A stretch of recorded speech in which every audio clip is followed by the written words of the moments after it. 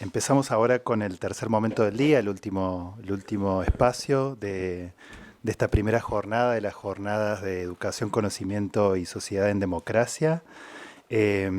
Pensamos, como les adelantamos al inicio, en la inauguración de las jornadas, este conversatorio con Guillermina Tiramonti, que vamos a coordinar primero con Daniel y después obviamente que tenemos un momento de preguntas y de diálogo más abierto.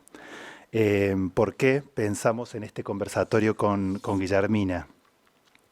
Bueno, Guillermina se incorporó prontamente a la recientemente creada área de educación de la Flaxo en la transición democrática, en realidad con algunas tareas de asistencia en la investigación. Bueno, ya nos va a contar ella en qué momento. Pero les contamos que Guillermina no era una recién recibida, ¿no? Guillermina se había graduado 10 años antes como licenciada en Ciencias Políticas, se abocó a la docencia en el sistema educativo en el contexto autoritario y de persecución y desaparición de la última dictadura. Se integró entonces a los equipos que fueron armando para distintos proyectos en Flaxo. Bueno, primero Tedesco, que fue el iniciador, y luego Cecilia Braslaski, ¿no? Guillermina se formó en la primera maestría en Ciencias Sociales creada en Flaxo, que con la creación del área pasó a ser luego la primera maestría en Educación del país, y desde entonces continuó con una trayectoria intelectual vinculada con el área de educación de Flaxo, anclada en la investigación empírica y en el análisis de las políticas, en el que continúa con cambios hasta hoy. Guillermina fue coordinadora del área de educación, coordinadora académica de la maestría en Ciencias Sociales con orientación en educación y también fue directora de la Flaxo. Como directora promovió la creación del doctorado en Ciencias Sociales de la Flaxo, de cuyo comité también fue integrante durante varios años. Se desempeñó también como profesora e investigadora de la Facultad de Filosofía y Letras de la UBA y en la Facultad de Humanidades y Ciencias de la Educación de la Universidad Nacional de La Plata. Titular allí de la Cátedra de Políticas Educativas, de la que se jubiló hace algunos años. Ha formado a decenas de investigadoras e investigadores en sus tesis de maestría y doctorado. Fue jurado de innumerables concursos en universidades de todo el país, integrantes de comisiones evaluadoras de organismos de ciencia y consultoras de distintos organismos internacionales. Sus investigaciones han sido y siguen siendo una referencia obligada para comprender las transformaciones políticas, sociales y culturales del sistema educativo argentino. No obstante, sus trabajos también son referenciados en el campo académico en toda América Latina.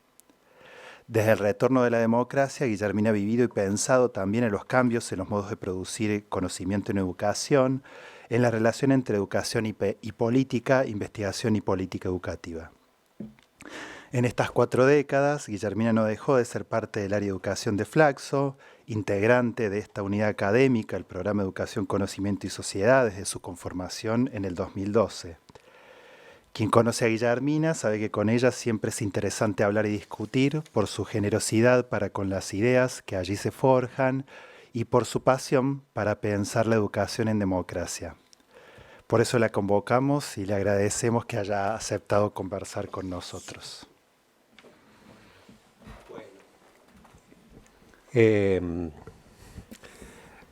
Vamos a hacer como un recorrido en algún punto histórico, pero bueno, por ahí la conversación después nos lleva a otras derivas. Pero digamos, si nos situamos en el periodo de la transición democrática, digamos, hace 40 años, hay una investigación y un texto que vos produjiste que se llamó, sobre la burocracia educativa, digo, porque hay varias publicaciones y los títulos son diversos. Ahí la primera pregunta que me gustaría hacerte es, o el conjunto de preguntas alrededor de esa producción sobre la burocracia educativa, es ¿cuál es el contexto, cómo surge esa investigación, digamos? Bueno, ¿cuáles eran las hipótesis o qué había alrededor de esa idea de estudiar ese tema? Las referencias teóricas. Bueno, empecemos por cómo surge esa demanda. Bueno, buenas tardes. Quiero decirles que hace mucho que no estoy acá sentada en el escritorio de la Flaxo y que me conmociona un poco, ¿no? Y efectivamente, yo, por suerte o por desgracia, qué sé yo, puedo contarles toda la historia desde el inicio de la democracia. Y solo para empezar quería decir una cosa. Para mí fue de los momentos más emocionantes de mi vida social, ¿no? Ese momento en que se inicia la democracia. Hoy se habló mucho en referencia a la dictadura y yo, a pesar de que la pasé abajo de la mesa, como mucha gente, bueno, me hablan de 40 años de la democracia y me acuerdo de ese momento donde los que estábamos abajo de la mesa salimos y, y estábamos felices de participar de las cosas que pasaban en la democracia.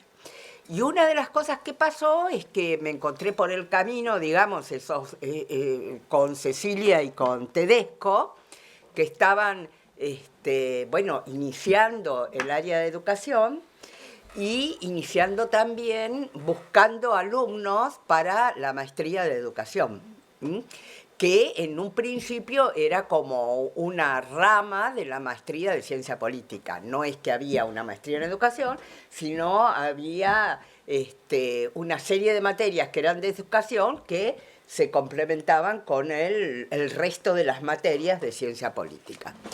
Y yo empecé ahí como alumna y entonces como después, pero muy rápido como tesista y también haciendo trabajos de asistencia, mandados, digamos, mandados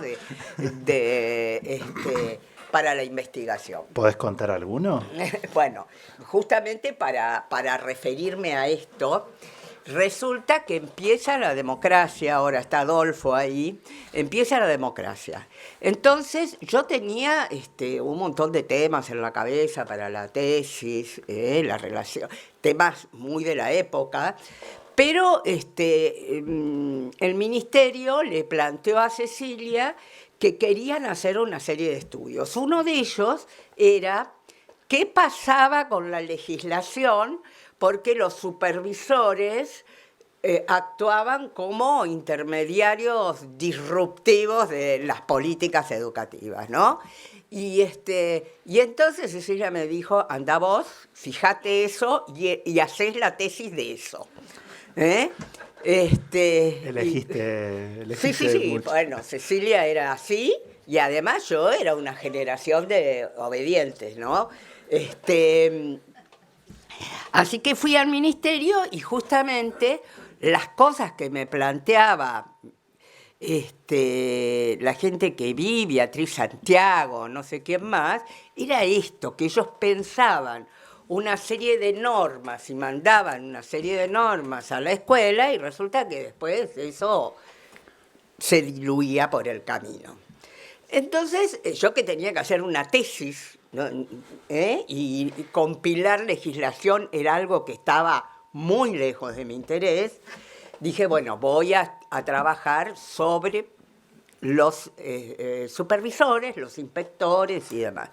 Y ahí salió un tema que también era un tema de época. Hoy se nombraba Oblak, O'Donnell, toda esa bibliografía, y yo que venía de ciencia política, tenía en la cabeza la estructura burocrática del Estado y el Estado. Vos citás mucho a Michel Cruzier también.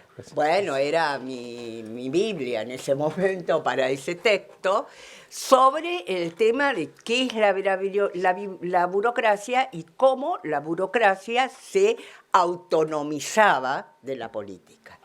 Ese era un momento muy interesante para ver eso, porque la burocracia venía en gran medida del momento militar.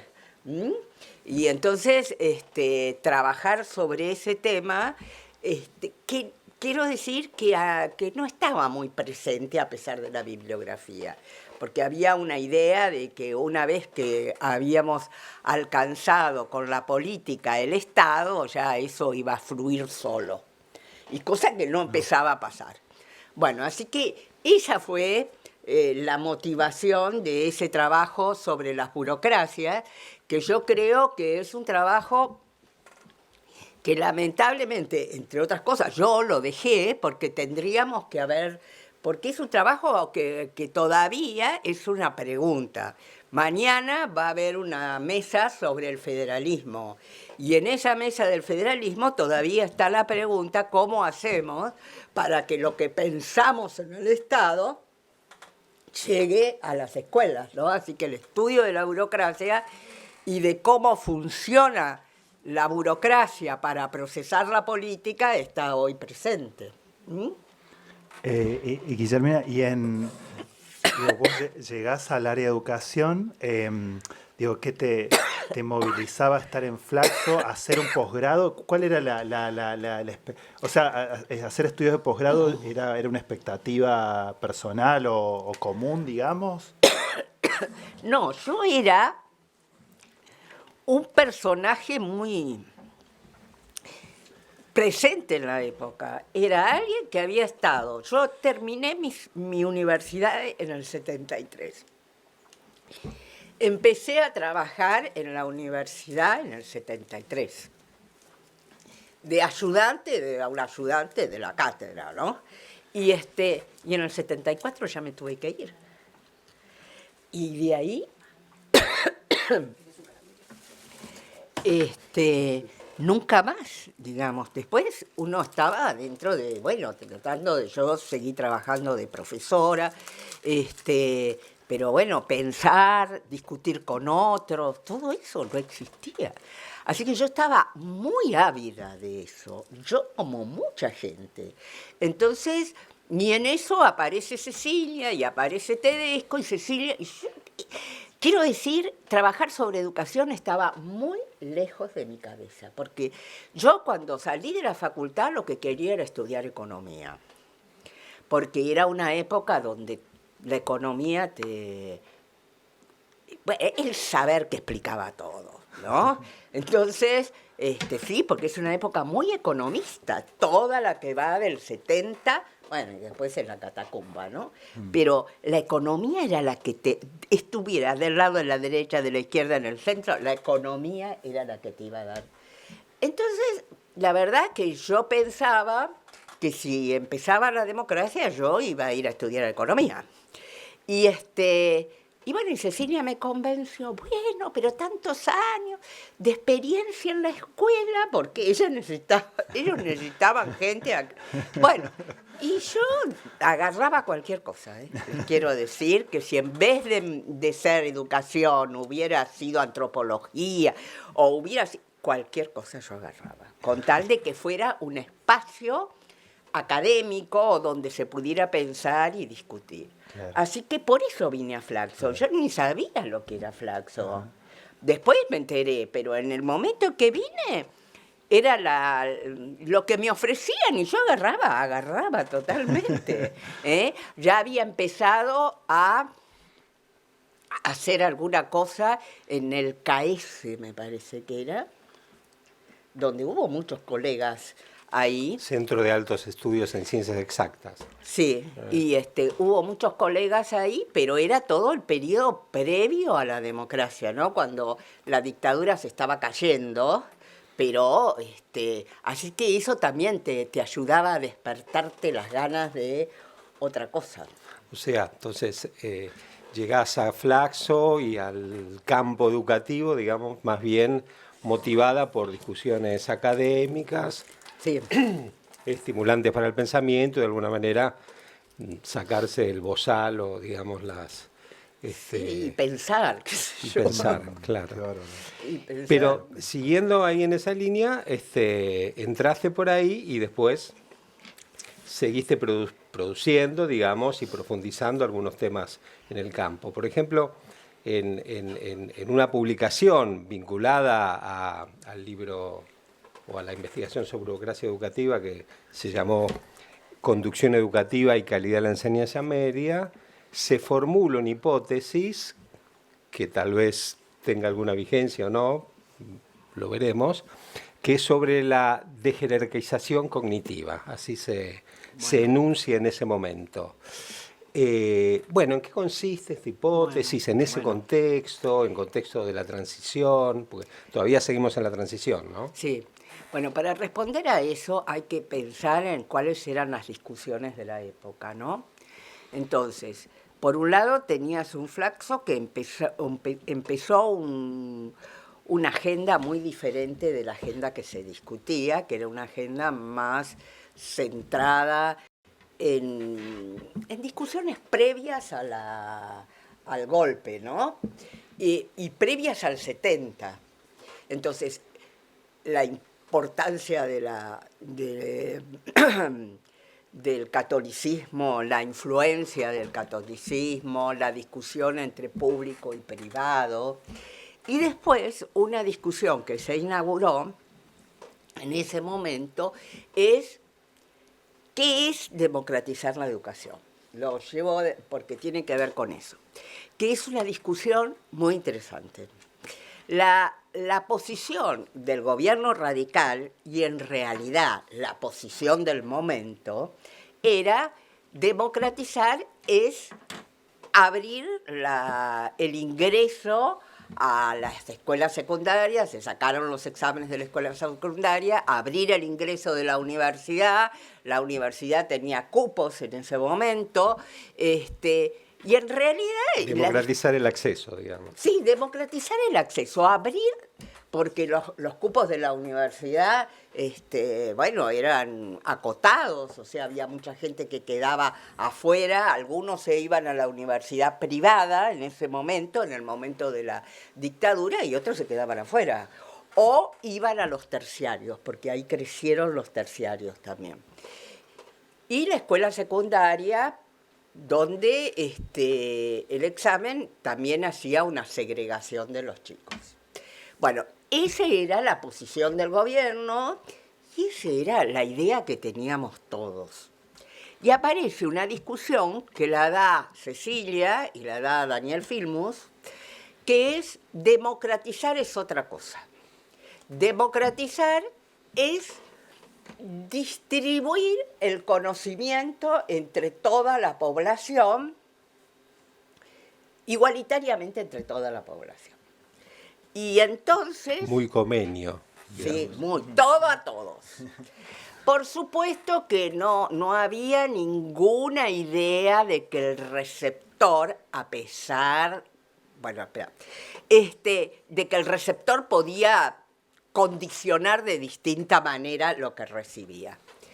Y bueno, entonces ahí estaba esa discusión y a partir de esa discusión, Cecilia, porque no soy yo la que estoy generando los conceptos, plantea lo de la dejerarquización educativa.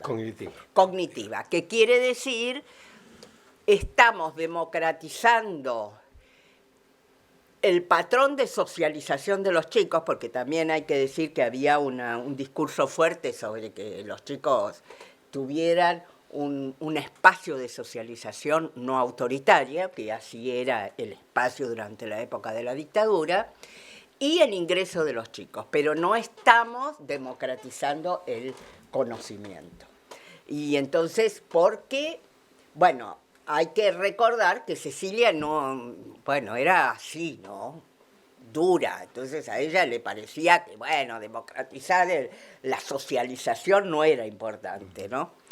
Y ahí se inicia ese concepto que creo que es importante recordarlo porque después uno puede rastrear toda la política educativa argentina, donde esa disputa sigue existiendo, ¿no?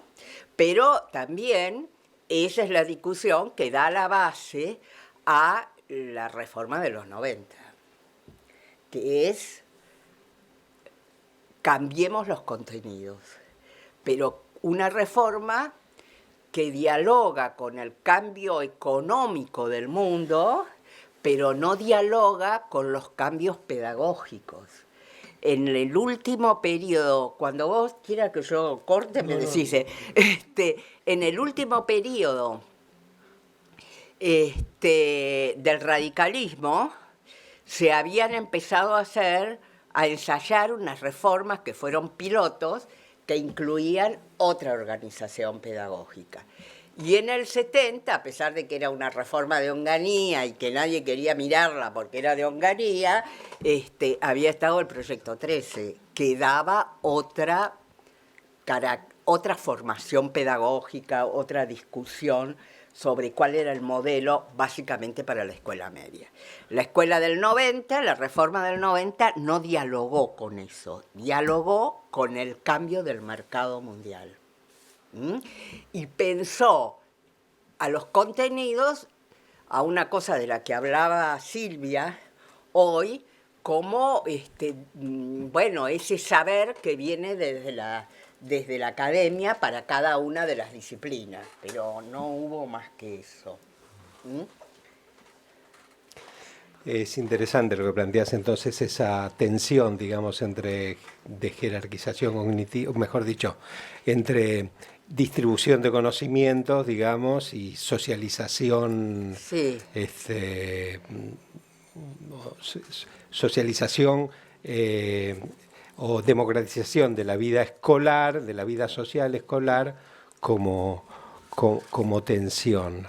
Y también me parece interesante esto que señalás, vos señalás como una suerte de ruptura. La reforma, si no me equivoco, que mencionás en la última etapa del radicalismo, Adolfo Sí. nos puede corregir, es el CBG, Sí. el ciclo básico general y el ciclo básico común, ¿no? Sí, Que sí. son para las escuelas nacionales, digamos. Para las escuelas nacionales y Porque- para una red de escuelas muy chica. Claro, que es pretransferencia, digamos, Sí, ¿no? pretransferencia, sí.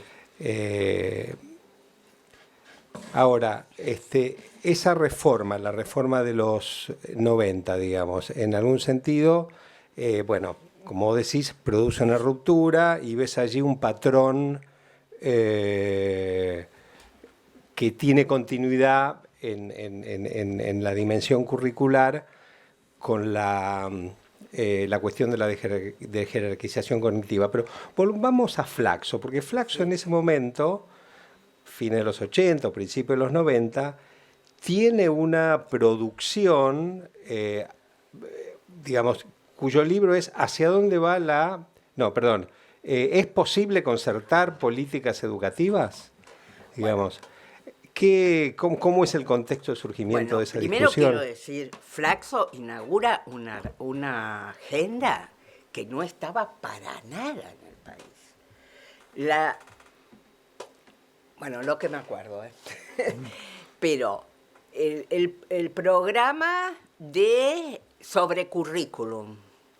Ciencia ausente, ¿cómo es? Currículum presente, ciencia ausente, que se mencionó hoy. Sí. Entonces, todo el trabajo sobre los libros educativos,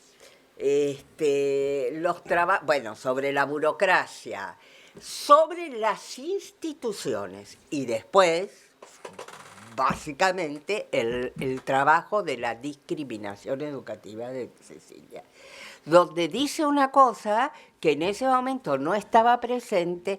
Ojo, que no todos los que van a la escuela están en el mismo tipo de escuelas. Porque hasta el momento la preocupación era quiénes estaban adentro y quiénes estaban afuera. Y tampoco se sabía mucho, porque cuando empieza la democracia, yo me acuerdo de Alicia Bertoni, mirá vos, me cae alguna ficha con algún nombre. Y lo que hacía era ver las estadísticas, no había nada, no sabíamos nada. Y lo que hizo Bertoni es reconstruir eso. Y lo importante era quiénes estaban adentro y quiénes estaban afuera. Y Cecilia vino a decir, miren, que los que van tampoco van todos al mismo tipo de escuela, ¿no? Y bueno, eso inaugura una forma de ver la desigualdad educativa diferente. Que ella articula, a mi gusto, ahora, hoy hablaban de cómo se construye la memoria, ¿no? Del presente bueno, ahora yo digo, y creo que esto ya lo elaboramos con el grupo Viernes antes, el hecho que Cecilia articula muy directamente el tipo de calidad educativa con el origen socioeconómico de los alumnos, ¿no? Y eso después nosotros lo discutimos. Pero en realidad, bueno, la Flaxo inaugura una agenda muy diferente. Por eso creo que, bueno, la miro a Silvia y recuerdo toda la discusión con los historiadores alemanes, mucha cosa que no estaba presente en la agenda educativa de la época. Y junto con eso, también el hecho de que había mucha gente alrededor dando vuelta que después se transformó en especialistas en los académicos, ¿no? Acá está Silvia, bueno, no sé, un montón, que fueron tesistas de Cecilia.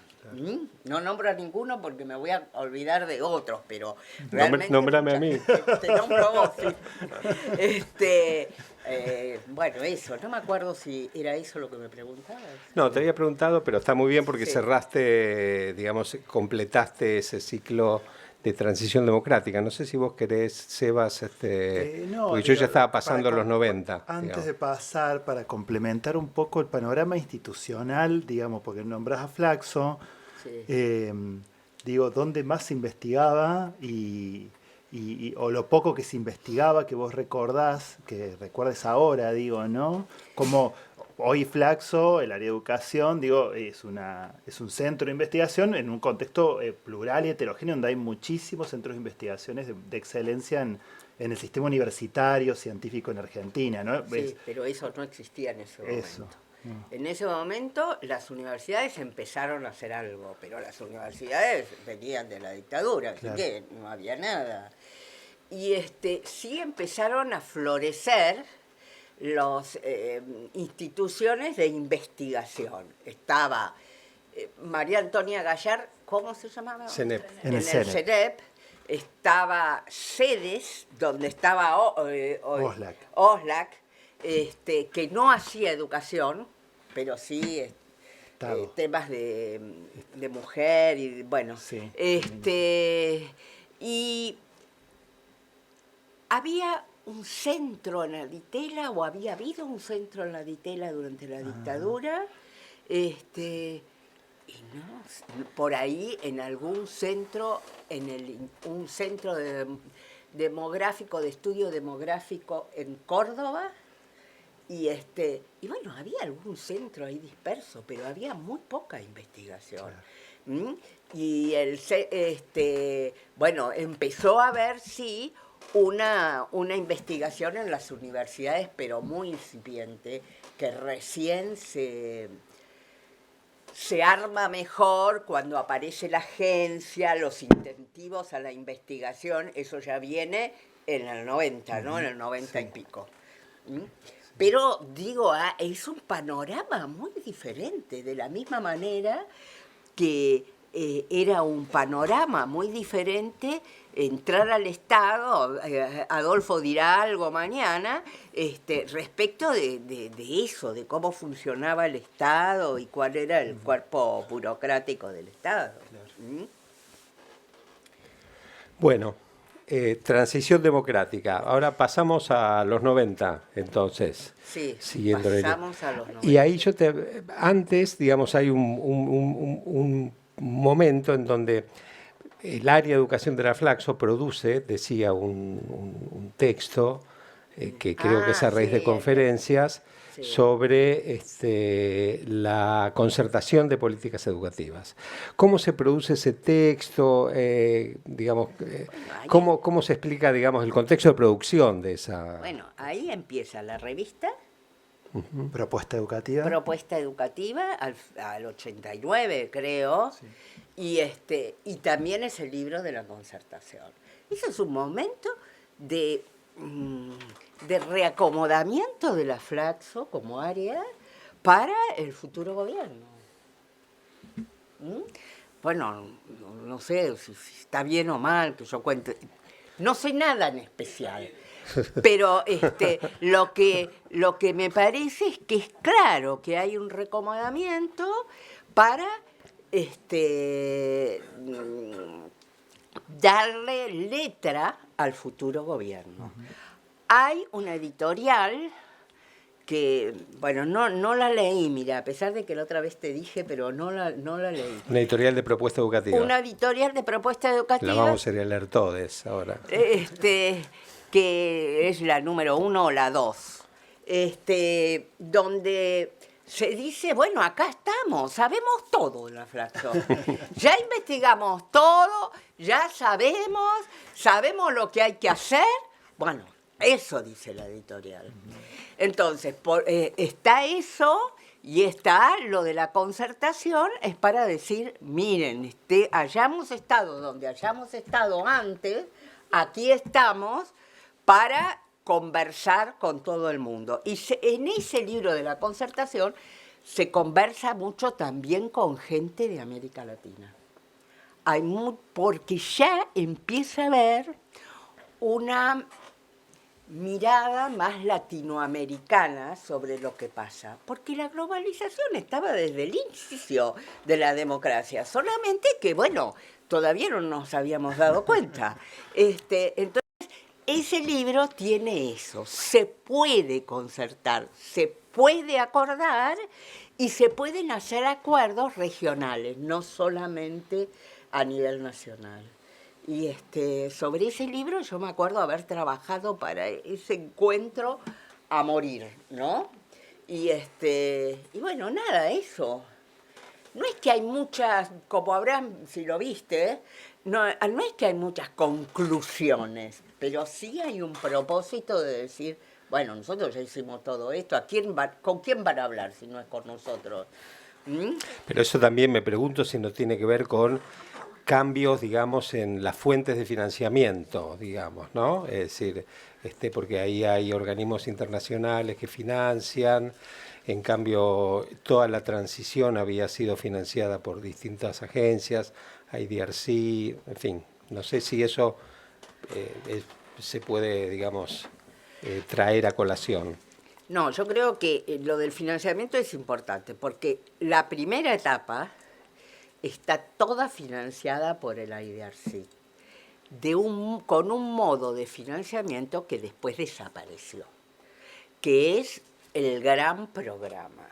El IDRC financió en la Argentina el programa de Flaxo en materia educativa, financió el programa del que después terminó siendo ministro de Educación, bueno, a ver, Aníbal, de la época de Alfonsín, bueno. Sábato. No, de educación, perdón, de economía, perdón. Surruil. Bueno, había un equipo de Surruil que fue también financiado por el IDRC. O sea, financiaba programas, trabajos. Programas amplios, y lo hacía con el propósito de formar a gente que se supone que cuando viniera la democracia iba a tener un lugar. Ya en los 90... Aclaremos que el IDRC es el organismo de cooperación del Parlamento canadiense que tenía una política activa de financiar este tipo de programas y otros proyectos también sociales en los países en vías de desarrollo, digamos. Efectivamente, ¿no? Porque no solamente habíamos sufrido la dictadura, sino que éramos pobres todavía en esa época. En la mirada de la IDRC. Sí. Bueno, y después ya ese financiamiento desapareció, viene una serie de financiamientos del BID, del Banco Mundial, que está preparando una reforma en América Latina. No es solamente para la Argentina, es para toda América Latina. Y entonces aparece, bueno, y otros más. Fundación Ford. ¿Cómo? La Fundación Ford, que fue muy importante en esa época, pero ya no financian programas, financian proyectos, porque el programa de IDRC tenía como qué sé yo, 5 o 6 proyectos. En cambio, estos financian, hay un cambio en el financiamiento. Y en esos años 90, a mí me tocó coordinar el área, porque Cecilia se fue al ministerio, y un día vino Cecilia y me dijo, yo me voy al ministerio, vos te quedás a cargo. Y yo estaba ahí con mi computadora, bueno.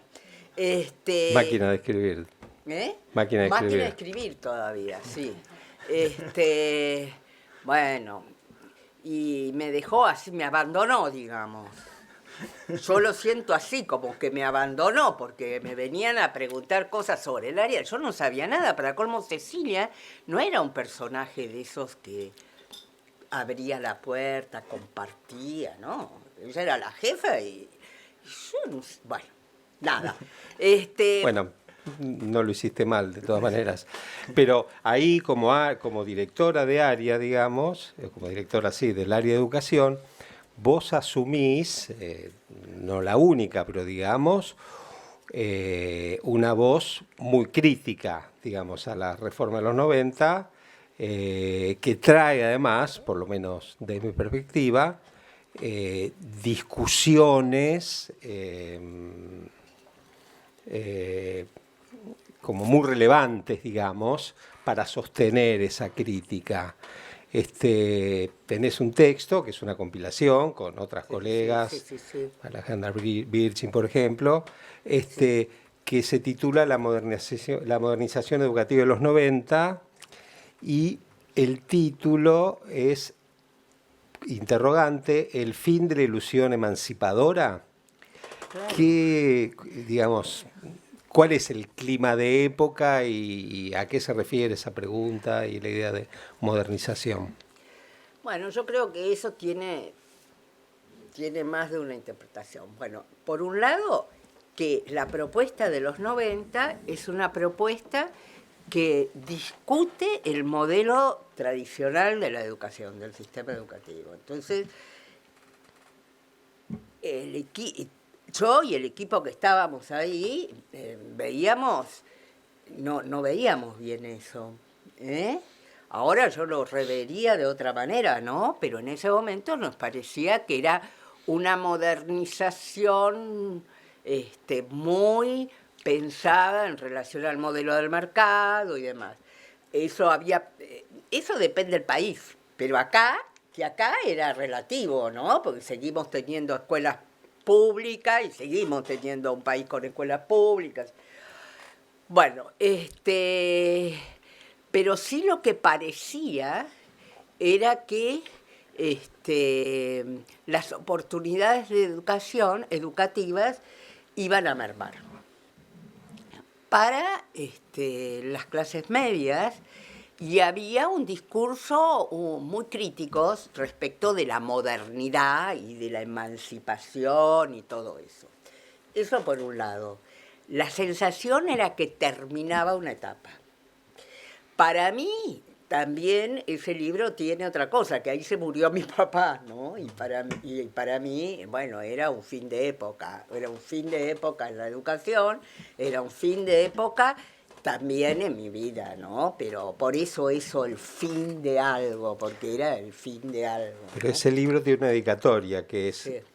a tu papá y Sí. a tu hijo, digamos, Sí. y traza, no la recuerdo ahora textual, la dedicatoria, pero a mí siempre me impactó mucho, traza, digamos, como una suerte de parábola de la educación, digamos, de la primera mitad del siglo XX, digamos, y la educación que aparentemente estaría emergiendo de finales del siglo XX, digamos, ¿no? Sí, claro, pero justamente porque mi papá era un hijo era un inmigrante, no era un hijo de inmigrante, era un inmigrante y que venía de un sector muy bajo de la población y que, bueno, se había hecho un lugar en la vida y era el típico inmigrante, digamos, la historia típica de la Argentina de la mitad del siglo pasado, y mi hijo iba a una escuela privada. Entonces yo decía, bueno, ¿qué dos puntas? Y me daba la impresión de que Ismael aprovechaba esa posición que había alcanzado mi papá para ir a la escuela privada, pero que esa trayectoria que había hecho mi papá ya no se iba a repetir en el futuro.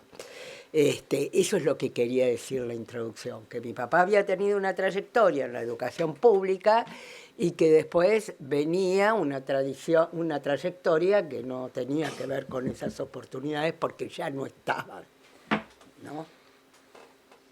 Esa es la idea. Bueno, hacia fines de los 90 también producís, te metés con otro tema, como es el sindicalismo docente, junto con otros colegas, y, Sí. y empieza a aparecer, bueno, aparece la agencia que vos nombraste recién, la Agencia Nacional de Promoción de la Investigación Científica, que ha cambiado de nombres, pero sigue siendo Pero la es la agencia. misma. Es la agencia, y ahí va apareciendo la construcción de una investigación que recién diste, como que ibas a retomarlo, digo, que iba a repensar un poco el contexto de la discriminación educativa, la categoría de Cecilia, en torno a la segmentación, en el contexto de la crisis de fines de los 90, principios de los 2000. ¿Podés contarnos un poco ese armado? Bueno, lo del el sindicalismo no tiene mucha importancia para mí, porque el sindicalismo es que tuvimos financiamiento para hacer un trabajo sobre los sindicatos en América Latina y lo hicimos y fue muy interesante y fue muy productivo, pero son de esas cosas que no elegís hacer. Sin embargo, en ese libro, es una compilación también, Sí. tuya y de Daniel Filmus, el texto final es tuyo, y haces una reconstrucción de la relación entre el Estado y los sindicatos, en la construcción durante el siglo XX del Estado y los sindicatos y el papel, una suerte de triangulación entre Estado, sindicatos docentes, expansión de niveles de los sistemas educativos, que a mí personalmente siempre me pareció muy interesante para explicar ciertas especificidades del funcionamiento de los sistemas educativos en el sistemas educativos latinoamericanos y específicamente el argentino en el siglo XX. Y tenés otro punto también que por ahí está vinculado a lo de la modernización, digamos, que analizás las reformas educativas y te referís a dos figuras, digamos, los vanguardistas, por ahí yo soy un lector, y ahora no recuerdo, pero hay otra figura que sería como los resistentes, digamos, ¿no? Como si se leyera, digamos, la dinámica de los 90 desde esa perspectiva. Pero vayamos a la primera, digamos, a la primer planteo. Bueno. No sé si vos tenés presente esa relación entre sindicatos, expansión de los sistemas educativos y construcción de los estados nacionales. Bueno, es que efectivamente lo que vimos en esa investigación, vos estuviste también en esa Al final, no Al participé. final. Bueno, yo fui a muchos países de América Latina para ver el desarrollo de los sindicatos en América Latina y fue muy interesante porque encontré unas cosas increíbles, ¿no? En cuanto a el proceso de formación de los sindicatos en países como El Salvador, como Nicaragua, como esos países donde vos veías a los sindicalistas y no sabían si eran sindicalistas educativos o no sé. Bueno, O de no otra digo. rama. O de otra rama. Bueno, pero sí lo que queda claro, y no, yo no me acuerdo de lo que escribí en ese capítulo, la verdad no tengo la menor idea, pero sí lo que queda claro es cómo en casi todos los países de América Latina, bueno, los sindicatos se conformaron en la primera mitad del siglo XX, avanzados la primera mitad del siglo XX, y después pasaron a ser una organización fundamental para la gobernabilidad del sistema educativo. Entonces se incorporan a la mesa de la negociación política y pasan a ser un actor importante. Pero eso es más o menos lo que me acuerdo, no me acuerdo lo que escribí en el... Pero es una idea interesante basada en mucha información empírica, digamos, Sí, ¿no? muchísima información, porque fuimos a muchísimos lados. Y quiero decir que, bueno, que fue una investigación que fue muy interesante. Bueno, la típica investigación que viene un organismo y te dice, bueno, hay plata Claro, para eso. la vos- agenda también se arma así, digamos. Sí, se Sí, arma claro, así. claro. Y postulás para que te den la plata y para poder mantener un equipo y demás. Claro. Y- Incluso no es algo que postulé yo, me parece que postuló Daniel Filmus. ¿Mm? Y volvamos a la trama. Digo, ¿cómo se arma la investigación para Bueno, revisitar el sí, proceso? eso es muy importante en mi trayectoria. Porque cuando yo empiezo a ser directora de la Flaxo, empiezo a sentir que, bueno, que ahora voy a ser la directora de la Flaxo, no pienso más nada, gestiono y nada más. Y justo estaba la agencia y postulé para un trabajo, para un proyecto que era sobre la desigualdad educativa, para retomar una discusión y una problemática que había estado presente, muy presente en el primer periodo y bueno, entonces sale ese proyecto y a raíz de ese proyecto se forma el Grupo Viernes, que creo que es, en mi trayectoria, para mí es muy importante la formación del Grupo Viernes. ¿Por qué? Porque hubo un equipo que tuvo entradas y salidas, pero sin embargo que se mantuvo, no sé por cuántos años, pero con un equipo de continuidad que le dio estabilidad al grupo, que formó mucha gente, que permitió pensar y discutir. Casi como que pudieron armar un programa en algún punto. Efectivamente, porque como se incorporaba gente que tenía su propio interés en la medida en que hacía una tesis o demás, bueno, había un tronco común y después había todos aquellos que tenían intereses particulares. Pero además se hace en la crisis del 2001. Entonces la discusión que se da allí es enorme, porque nosotros, bueno, yo había pensado, bueno, trabajemos sobre la desigualdad, pero ¿cómo hacías, por ejemplo, aquí, cuáles eran las escuelas de clase media, cuáles eran las escuelas de clase baja? La clase baja estaba también explotada, la clase media estaba explotada, las escuelas que antes eran de clase media, ahora eran...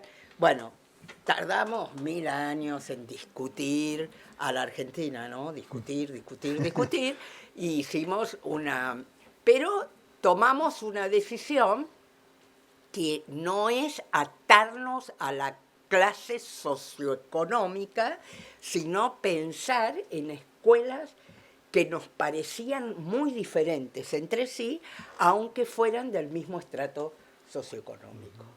Y bueno, ahí vimos todos los estratos socioeconómicos y tratamos de ver diferencias al interior de los estratos.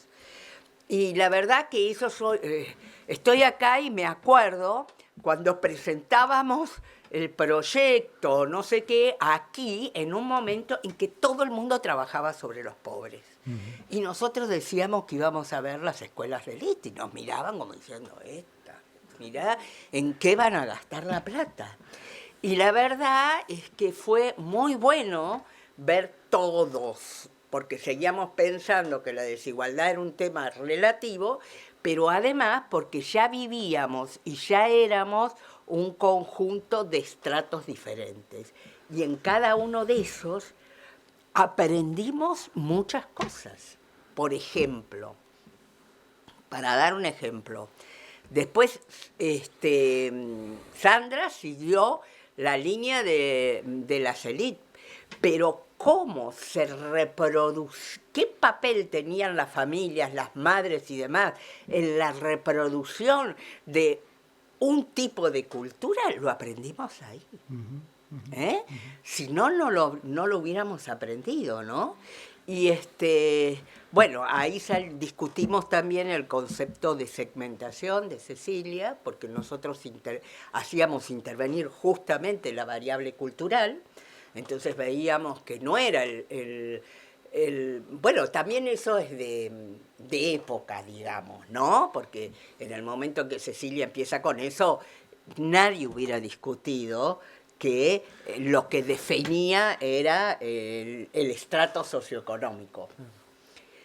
Nosotros lo que vimos que dentro de un mismo estrato socioeconómico podías encontrar diferencias muy fuertes entre un grupo de escuelas y otras que tenía que ver con, bueno, el eje sociocultural de ese grupo.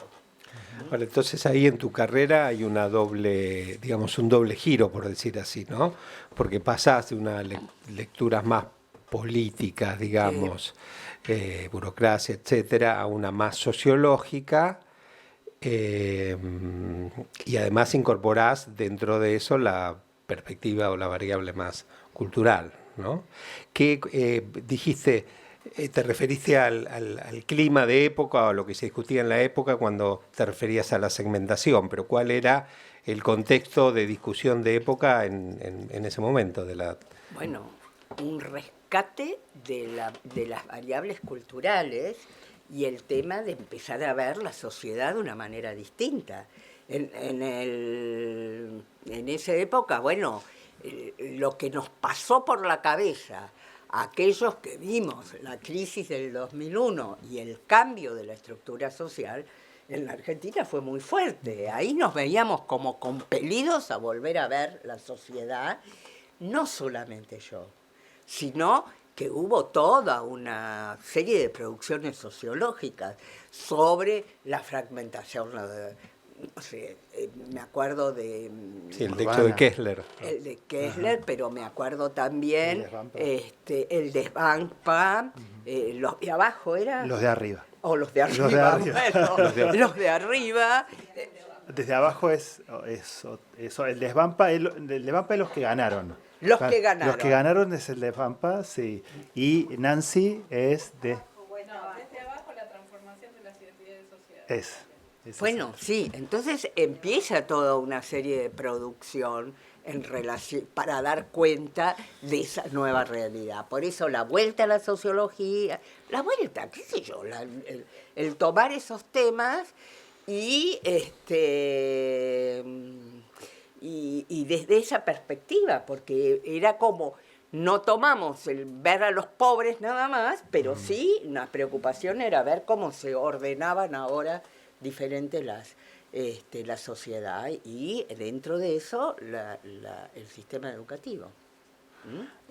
Ahora también hay, creo que alguna vez lo conversamos, a un cambio no sé si un cambio de registro, pero cuando uno lee los artículos, los libros tuyos y de la Flaxo de la década de los 80, los 90, ve esas explicaciones estructurales, ¿no? Donde más o menos, digamos, con un poco de, obviamente siempre con empiria, ¿no? No hay tanto ensayismo allí, pero uno ve cómo se reacomodan las clases sociales, los grupos de poder y los trabajos, digamos, tienen esa gramática, digamos, ¿no? Ahora después pasa a ser, digamos capaz más la investigación del caso, del contexto, más situada. ¿Hay también un cambio en los modos de producir? Sí, claro, porque los que empezamos a investigar después de éramos todos estructuralistas.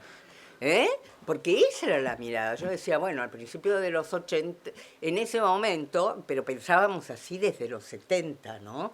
Era fácil, porque vos tenías un esquema de la estructura y después la aplicabas. Entonces, sí tenías una mirada estructural sobre la sociedad, que no podía, y no mirábamos el caso, mirábamos cómo se articulaban las distintas piezas, pero no mirábamos el caso. Después discutimos, vino toda la etapa postestructuralista, donde se discutió esa mirada y se planteó que vos trabajás en el caso y desde el caso podés ver todo el resto. Pero, ¿sabés? No... no es que te cambia la cabeza, sino más. Entonces vos lo aceptás, lo comprendés, pero lo que tendés es a la mirada más estructural. Claro, claro. ¿Y cómo fue después el recorrido posterior? Digo, estoy viendo, bueno, acá está Sandra, está Nancy, está Mariana, Nadina, Sí. Mariela, y por ahí me puede ser que me olvide de alguien más, de colegas que han estado con vos en el grupo Viernes, desde el inicio, o casi, digamos. ¿Cómo fue el devenir de esa producción, digamos, después de esta investigación que se De la publica fragmentación. en la trama? ¿Cómo siguió la agenda, digamos? Bueno, después sí se abrieron temas diferentes. El tema de la élite, que tuvo que ver con que habíamos visto previamente a esas escuelas, a las pretendidas escuelas de la élite, porque también esa fue una discusión. ¿Qué es la élite en la Argentina y cuáles son las escuelas de la élite? Bueno, las pretendidas escuelas de la élite. Después hubo investigaciones sobre el tema, bueno, después sus investigaciones que se publicaron en un libro que se llama El formato o las variaciones. Bueno, que tuvo que ver con la aparición de nuevas escuelas en la Argentina, con la aparición de la escuela de reingreso. Ahí estuvieron todas las que vos nombraste, estuvieron todas en esa investigación, porque la veo a Mariana, la veo a Nadina. Los nuevos formatos educativos, que estaban las escuelas de reingreso, estaban las escuelas de los Empresas, fábricas recuperadas. de las fábricas recuperadas.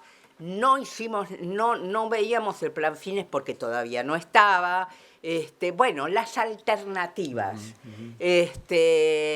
Y después otra dimensión que agarró Mariana, siguió Mariana, perdón la forma de decirlo, pero siguió Mariana, que tuvo que ver con los sujetos, con las subjetividades, con las emociones y demás. Entonces, a mí me parece que ese primer trabajo que hicimos, de la cual salió la fragmentación, fue muy bueno para formarnos todos en la investigación y poder abrir distintas líneas de investigación de acuerdo a los intereses de la gente que estaba además haciendo su carrera, sus tesis y demás. Y bueno, salieron algunas cosas sobre docentes, me parece que ahí trabajaste vos, Nancy, y Nadina y Mariela. Y ahí no me acuerdo más. No me acuerdo pero digo, ya después pero eso ya es avanzado el 2000. Claro, sí. Avanzado el 2000 haciendo esas cosas. Y esa agenda, digo, cómo siguió, cómo se fue construyendo, digo, porque recuerdo publicaciones de los post-2010, digo, más vinculada a los trabajos que se hicieron en convenio con UNICEF. De nuevo el foco sobre las provincias, digo, que es una agenda que siempre nos interesó, que siempre interesó al área. Bueno, ahí empezó una relación con UNICEF que también condicionó un poco la agenda, aunque, bueno, y sí, porque es así. Bueno, pero además, por supuesto que vos tenés intervención en la agenda que construís, y a nosotros nos pareció, con UNICEF hicimos algo sobre diálogos educativos, pero también hicimos algo, bueno, empezamos a ver los cambios que había en las provincias de reformas.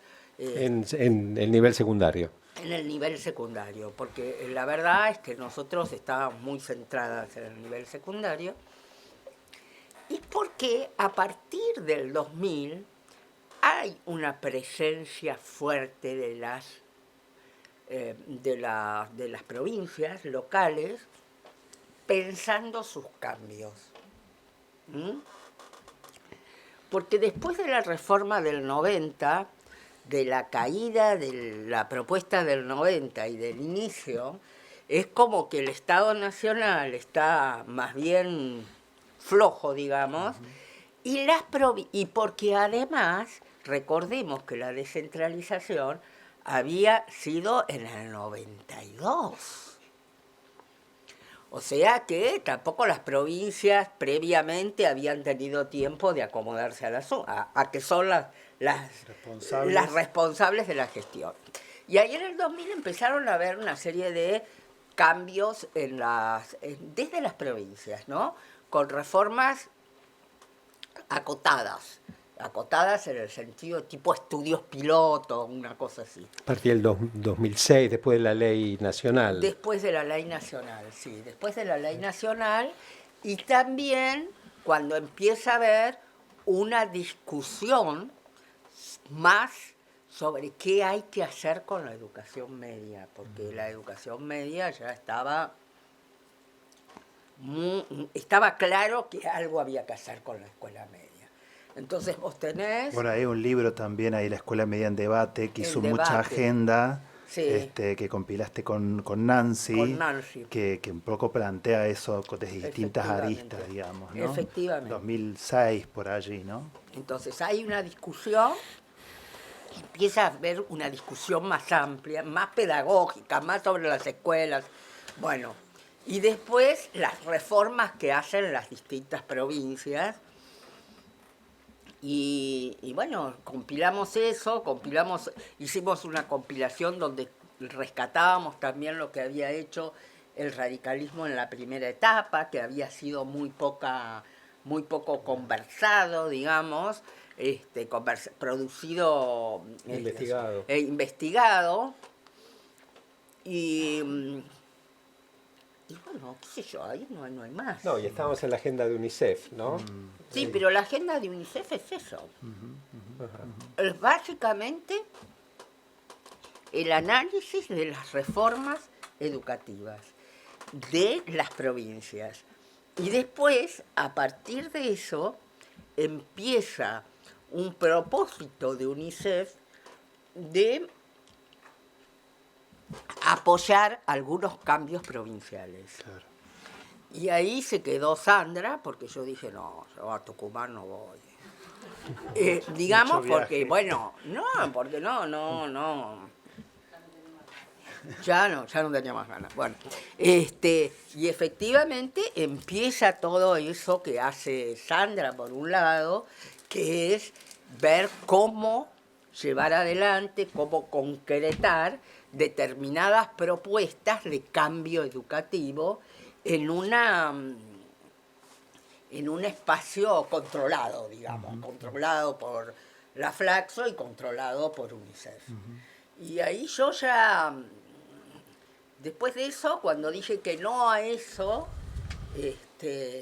bueno, no avancé mucho en investigación y en investigación sobre la Flaxo, porque ya creí que bueno, que no estaba muy consustanciado por la nueva, porque ahí cambia totalmente también la mirada sobre la desigualdad y sobre cómo mirar la desigualdad en la sociedad. Y hay un abandono en parte de la mirada sociológica en favor de una mirada que se inspira en el tema de las diferentes identidades. Y yo, que es lo que hace Sebas y lo que hacen muchos, ¿no? Y yo primero no estaba de acuerdo, y segundo me volví vieja, qué sé yo, no tenía muchas más. Empezar de nuevo. Bueno, me fui a mi casa. Bueno, vino la pandemia, vino todo eso, claro. y me fui a mi casa. Sí, hay una producción también relevante que no quiero dejar de nombrar, que tiene que ver con la investigación sobre puesto de trabajo docente, que tiene que ver, que creo que fue el último PICT que tuviste a cargo, ¿no? Que publicaron el libro digital con Sandra, ¿no? Que también, los 50 años. Los 50 años. Sí. Sí. Porque los docentes también aparecen como en distintos momentos, ya sea por agenda propia o porque hay financiamiento externo, aparecen en distintos momentos también de tu trayectoria. Bueno, los docentes son siempre un actor que está en la mira. Claro, claro. De una manera u otra. También están presentes en lo del sindicalismo. Claro, ¿sí? por eso, sí. Bueno, quiero decir, yo me fui a mi casa y seguí trabajando, pero ya no en esa agenda académica, sino que escribí un libro que se llamó ¿El último? El último, sí, El el Gran Simulacro, el simulacro. tratando de mirar críticamente lo que estaba pasando en la sociedad. ¿Mm? Pero ya ahora hago otra cosa, que es mirar la realidad, tratar de interpretarla y tratar de publicar lo que interpreto. Pero la etapa de mi trabajo de investigación, bueno, ya basta, porque no tengo ganas realmente también. Y además porque ya hay mucha gente que agarró la posta y... Bueno, dejaste una agenda y dejaste gente formada. Claro. Vos tenías una pregunta sobre balances. Sí, o... por ahí que quería, si los podés contar, cómo mirás hoy las discusiones de los 80, de los 90, los 2000, tal vez pensando, digo, qué tipo de modelo educativo se discutía, se investigaba. Traigo esa categoría, digamos, que es medio laxa, pero que se empleó en un momento también para las discusiones, en el sentido de, tanto en la discusión sobre las mismas políticas como en la investigación, digamos, ¿no? Cómo conceptualizar los modelos que estaban en pugna un poco, ¿no? Bueno, yo creo que es una pregunta un poco difícil, pero yo creo que hay una discusión que empezó con la democracia y que nosotros no hemos podido resolver debidamente, que es esta discusión que es democratizar la educación, que me parece que no la resolvimos, porque lo que hicimos desde el principio, con distintas características, pero desde el principio es pensar que democratizar es abrir y meter todos adentro, cosa con la que estoy absolutamente de acuerdo, pero digo, cuando haces eso es necesario repensar otras cosas. Y nosotros ese repensar no lo hicimos nunca. Y cuando tuvimos que construir alternativas porque no había más remedio que hacer una alternativa, seguimos poniendo parches en la educación y no hemos repensado la educación media, por ejemplo, ni las metodologías que utilizamos y en la escuela primaria. Tenemos ahora otro tema que no lo veo en la agenda para nada, que no tenemos el 40% de pobres solamente, que ese no es el dato. Tenemos mucha heterogeneidad en el grupo de los pobres y hay situaciones sociales muy difíciles ahí. Entonces tendríamos que pensar otra forma de articular la escuela con esa problemática y correr un poco la escuela de esa problemática para poder enfocarnos en la escuela en la problemática del aprendizaje, que es nuestro problema ahora, pero para eso hay que hacer otro tipo de red al lado de las escuelas. Creo que creo que en los últimos años hemos transitado el camino de aflojar el modelo moderno sin poder transformarlo, ¿entienden? Generar otra. No, el corazón de la escuela sigue siendo el mismo del principio del siglo XX. Entonces, eso hay que cambiarlo de la misma manera que y tenemos que repensarlo y nos resistimos a repensarlo desde el inicio de la democracia, digo. El radicalismo es ese intento a fin del 88, 89, y bueno, ha hecho Río Negro algo, y en algunas de las modificaciones de las provincias está recontra presente, porque no es que no sabemos que hay que hacerlo, es que nos resistimos a hacerlo, ¿no? Y me parece que, eso es lo que veo, continuidad. Continuidad en una mirada que no nos ayuda, en una mirada de aflojar. Yo decía el otro día, el Chevrolet que compramos en el 82 lo seguimos emparchando, pero lo compramos mucho antes, ya en el 82 lo teníamos viejo y lo seguimos emparchando y eso cuesta energía, cuesta plata y da poco resultado. ¿Mm? Nos costaría menos hacer un cambio de verdad, teniendo en cuenta dos cosas. Una es que tenemos esa parte de la sociedad a la que tenemos que auxiliar de alguna manera, pero no para auxiliar, sino para darle una oportunidad, ¿no? Y por el otro lado, que los chicos son digitales, que el mundo es otra cosa, los chicos son otra cosa.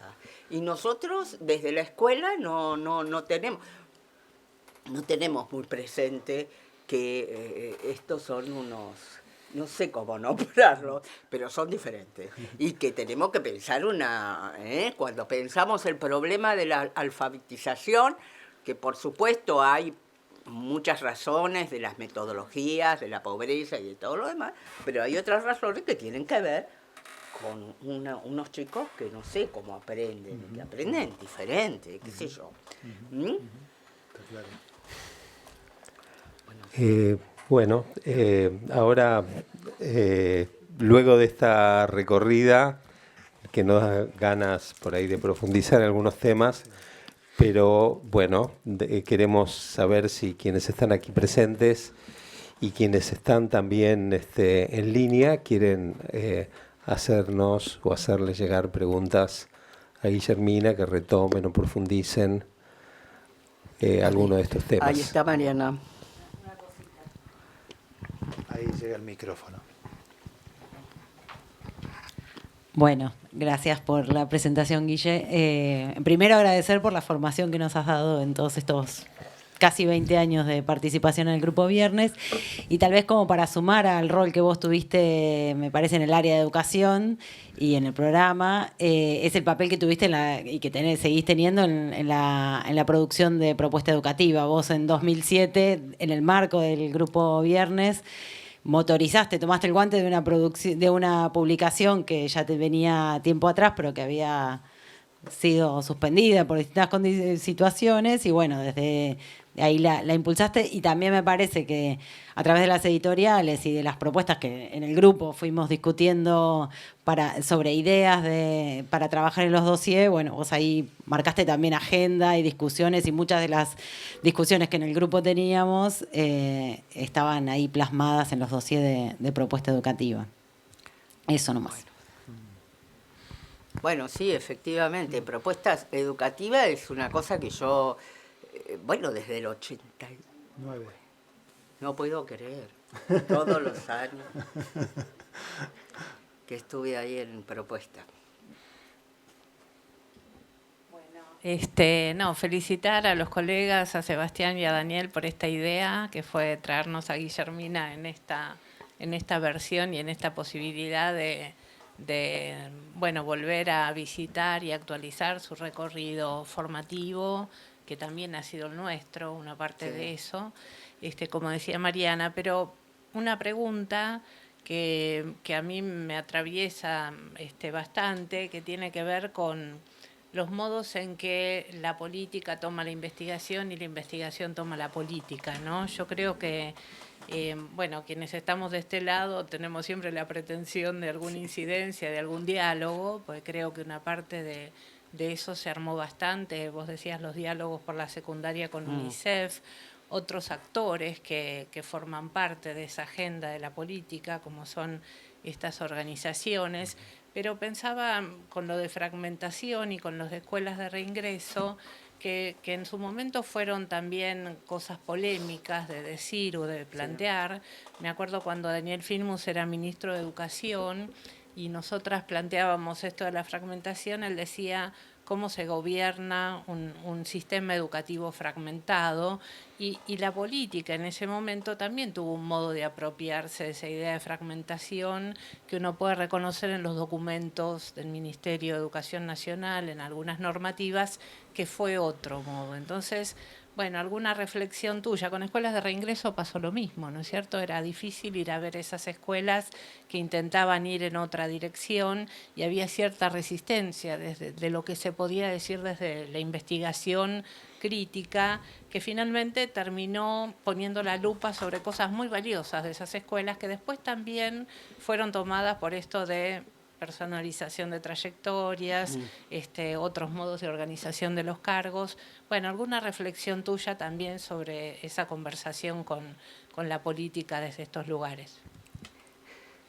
Bueno, yo creo que la relación esa es una relación, como vos bien describís, una relación muy indirecta y que está más bien relacionada con la capacidad de ciertas investigaciones de impregnar el campo. Entonces, cuando ya ciertas investigaciones se hacen tema de discusión en el campo, entonces sí aparecen en algunas discusiones del Estado. Aunque muchas veces del Estado, de las políticas, aunque muchas veces aparecen con características que vos no estás muy de acuerdo. Es decir, nosotros discutiríamos el equipo que hizo la fragmentación sobre modos de utilizar la fragmentación. Cuando uno podría seguir muchas líneas de las discusiones desde el inicio de la democracia. Una de las ideas ingenuas que se tenía al principio de la democracia era que había una relación como directa entre la investigación y los que tomaban la decisión. Que lo que pasaba es que en el periodo anterior, como habían estado los militares, ese diálogo no se daba. Pero después, cuando aparece la democracia, que vos podías... que eso es lo que dice Cecilia en esa editorial.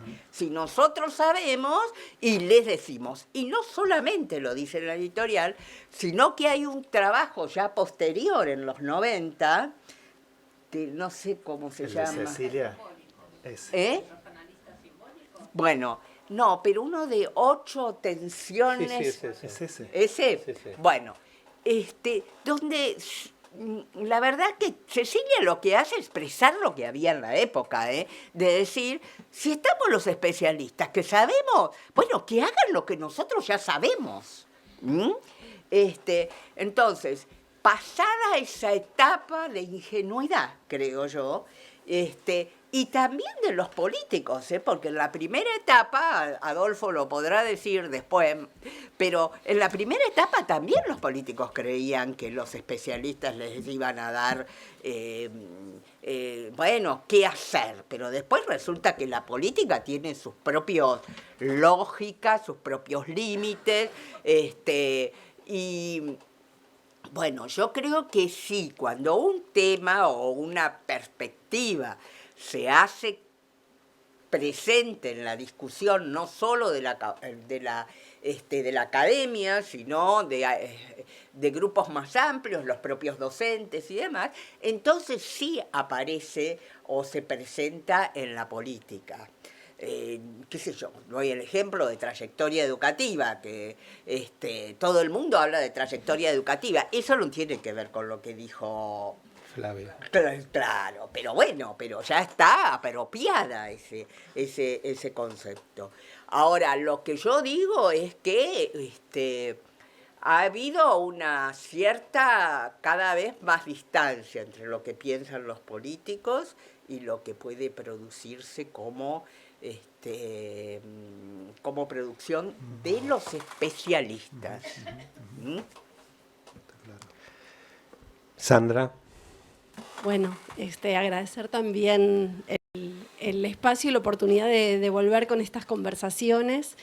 Y una pregunta, Guille, vos algo que traes en este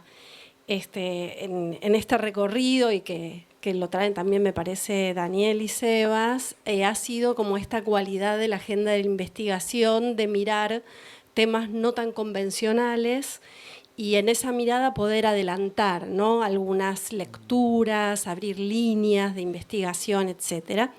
Entonces te preguntaría acerca de ¿cuáles te parece que son en este escenario algunas líneas como para empezar a avanzar? Algo, en parte, bueno, decías, ¿no? En relación con la lectura sobre la pobreza, pero si tuvieras que hacer como una lectura, ¿por dónde abre una agenda de investigación fuera de lo convencional?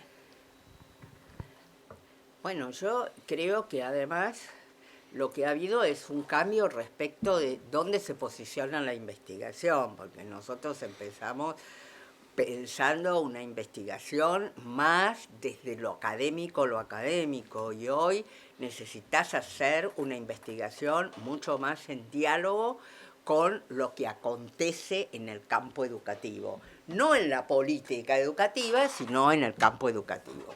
Y entonces yo creo que hay que abonar en esa línea, discutir lo que estamos haciendo y cuáles son los límites y cuáles son las posibilidades, volver la mirada a que la escuela tiene una función dentro de la sociedad y cómo además yo creo que es un momento impresionante para hacer investigación, porque vos tenés la principal institución de la modernidad para la transmisión cultural que está hoy hackeada de todos lados, hackeada por los sectores de la pobreza y hackeada por un cambio cultural impresionante. Entonces, todo el tema de transmisión cultural deberíamos estar discutiéndolo fuertemente. Estos sujetos, estos chicos, digo estos chicos porque, digamos, a veces me impresionan los chicos digitales. Y cómo hacer que la escuela pueda procesar todos esos frentes de discusión, de disputa, de tensiones, teniendo siempre claro que la escuela está en un momento crucial, porque la nueva cultura es una cultura que discute su existencia. Entonces veamos cómo, con amplitud de cabeza, cómo debe cambiar la escuela, ¿no? Porque me parece, y esto barro todo el espectro político, me parece que estamos pensando, y mucho del académico, la escuela seguimos como pensando la escuela como así, una forma remedial, cómo podemos ir remediando las cosas que están mal.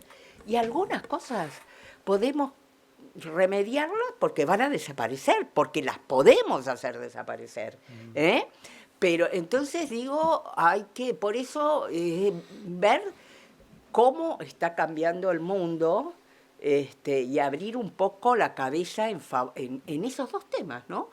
¿Cómo hacemos con una sociedad llena de chicos pobres y algunos en situación? Estuve leyendo unas cosas y unos textos hay unos textos americanos, de sociólogos americanos, que hablan, voy a decir un concepto que lo tengo que discutir conmigo mismo porque no me gusta, pero que es las subclases, ¿no? ¿Qué son las subclases para esos autores? Esos individuos que están atravesados por la violencia, por la droga, por la cultura, por la desintegración. Es un concepto muy feo y yo voy a ver cómo se puede decir de otra manera. Pero quiero decir, tenemos que pensar en todo eso, no podés abandonar la escuela a esa situación. Y por otro lado, tanto esos chicos como todo el resto de las clases sociales son chicos digitales. Entonces, bueno, tenemos que ver cómo aprenden los chicos por YouTube, y ver cómo funciona eso para pensar nuevas propuestas pedagógicas, ¿no? Bueno. Hay otra pregunta de Juan Carlos. ¿Qué tal? Buenas noches. Bueno, agradecido también a los tres y especialmente a Guille por este encuentro y repasar cosas que vinimos estudiando desde cuando éramos alumnos tuyos en la facultad, entonces hace tanto tiempo. Retomo justo con tu última palabra, ¿no? Que son las propuestas pedagógicas. ¿Cómo pensás que... Trato de construir la pregunta pensándola en el momento. Digo, ¿hay algo de la agenda que vos estuviste describiendo, muy asociada a la política educativa y a la sociología, me parece? Y excepto el empuje que le da Cecilia a la problemática del currículum, parecería que hay ciertos problemas que requieren una mirada que articule además lo pedagógico y lo didáctico. O sea, va como pregunta, si no hay algo de las visiones fragmentadas del propio campo académico, donde los que venimos de un palo miramos algunas cosas y los que venimos de otro miramos otras, que está faltando como articulación, ¿no? Pienso, en algunos de los trabajos que creo que dirigiste vos, que estuvo Mariela también, con Melina Furman, digo, ahí hay como otros intentos de mirar esa articulación, porque no es solo un problema de formato, no es solo un problema de la política, no es solo un problema de la burocracia. Es un problema epistemológico también, ¿eh? Bien. Es un problema epistemológico. Bueno, la veo a Mariela, no lo quiero decir, no lo quiero decir, pero estoy obligada a decirlo, Mariela, toda una idea que tenía Mariela de la relación de los docentes con el saber y el conocimiento, que lo dejó por el camino. Pero... Queda grabado, Mariela. Sí, porque es una deuda, ¿sabes? Bueno, primero sí, en todo el campo educativo, no solamente en el campo educativo de los que piensan la pedagogía, la didáctica y piensan la sociología y la política, falta diálogo, porque es como, me encontré con un ex tesista y me dijo, ahora te ocupás de la escuelita, ¿eh? O sea, está separado una cosa de la otra, no, está todo junto. Es que no, bueno, y después está el asunto del pensamiento sectorizado, ¿no? Que pensás las cosas de una manera o de otra. Y yo creo que sí, falta encontrarse, discutir esas cosas. Pero además venimos de una tradición disciplinar que no es solamente un defecto nuestro, es un defecto de la cultura disciplinar, donde cada uno discute su cosa dentro de su disciplina. Y esto de que lo que discutimos en la sociología pasa en el aula, todavía no. Y que entonces si discutís la sociología tenés que discutir también el aula, todavía no cuaja bien en la sociedad. Bueno, tenemos también, podemos ir con preguntas aquí en el salón, pero tenemos algunas preguntas o comentarios en el chat. Natalia Díaz de Santa Fe hace un comentario, dice que es muy interesante pensar de qué manera los académicos de Flaxo se vinculan con las políticas educativas del gobierno alfonsinista. Muchas personas en los ámbitos, y mencionan Bertoni, Beatriz Santiago, Clotilde Yapur, Marta Sauto, Ovide Menim, Katy Nosiglia, supongo, Sara Melgar, Emil Cebote, están mencionando personas que participaron en esa época y siguieron participando posteriormente, ¿no? O sea, no es una pregunta, es un comentario.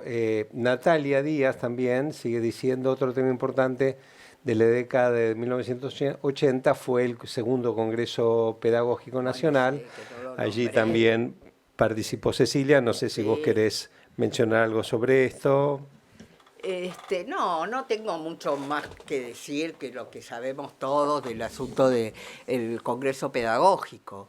Pero digo, el Congreso Pedagógico, por un lado, muestra, fue una estrategia en la cual se vio la búsqueda de una discusión sobre el campo de la educación que no estaba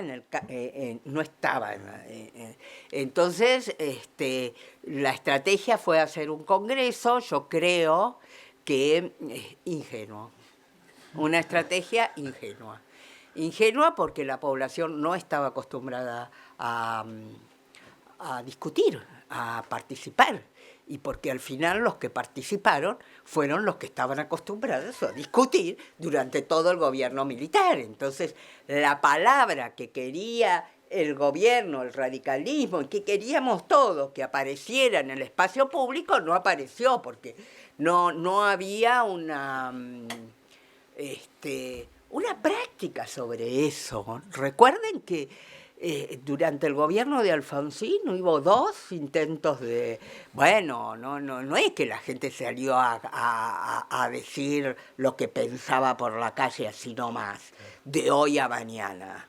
Y además había sectores de la sociedad civil que sí venían organizados desde claro, la época de la dictadura, ¿no? Habían participado del diálogo, no sé cómo decirlo, pero habían estado presentes con su voz durante el gobierno militar. Pero el resto de la sociedad, ¿no? Y tenía miedo Y además no existía la práctica de organizarse para decir una palabra en algún lado, ¿entendés? Otra pregunta, observación de María Eugenia López, dice, me quedo con la preocupación que se transforme en tarea, en torno al planteo de Guillermina respecto a que no hemos resuelto la cuestión de la democratización de la escuela. Y acá viene una pregunta, ¿sobre qué dimensiones o aspectos considera que debemos producir conocimientos, líneas de trabajo para avanzar en esa democratización? Bueno, me parece que algo sí, ya dijiste, dijo, ¿no? Yo diría que tendríamos que avanzar en hacer de la escuela un espacio donde el pensamiento complejo esté presente y que eso implica un cambio en las prácticas educativas y que por supuesto todo lo que... Eso lo hemos hecho, de incluir a la población en la escuela, eso lo hemos hecho. Lo que tenemos que ver es para estar en la escuela, no, para aprender. ¿Y cómo se aprende hoy con chicos de este tipo, no? Bueno, si no hay alguna pregunta más o comentario, cerramos entonces agradeciéndole mucho a Guillermina, a Sebas también, Gracias, por mi Guillermo. parte, por haber participado de esto, y a todos ustedes aquí y en las redes por seguirnos. Muchas gracias. Bueno, muchas gracias, realmente muchas gracias.